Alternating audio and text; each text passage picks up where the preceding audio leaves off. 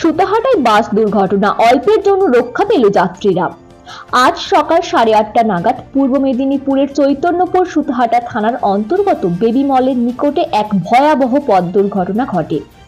হলদিয়া কোলাঘাট রুটে চলাচলকারী একটি যাত্রীবাহী বাস মহিষাদল থেকে হলদিয়ার দিকে যাওয়ার সময় আচমকাই নিয়ন্ত্রণ হারিয়ে রাস্তার পাশে উল্টে যায়। প্রত্যক্ষদর্শীদের সূত্রে জানা গেছে, বাসটি তুলনামূলক মাঝারি গতিতে চলছিল।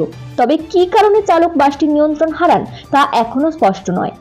দুর্ঘটনার জেরে বাসের ভেতরে থাকা কয়েকজন যাত্রী হালকা আঘাত পান। তবে স্বস্তির বিষয়, এই ঘটনায় কোনো প্রাণহানি বা গুরুতর আহতের খবর নেই। দুর্ঘটনার খবর পেয়ে দ্রুত ঘটনাস্থলে পৌঁছায় স্থানীয় মানুষ এবং সুতাহাটা থানার পুলিশ। আহতদের প্রাথমিক চিকিৎসার ব্যবস্থা করা হয় এবং পরিস্থিতি দ্রুত নিয়ন্ত্রণে আনা হয়। দুর্ঘটনার ফলে কিছু সময়ের জন্য ওই রুটে যান চলাচল ব্যাহত হলেও পরে স্বাভাবিক হয়। পুলিশ জানিয়েছে, দুর্ঘটনার প্রকৃত কারণ জানতে তদন্ত শুরু হয়েছে।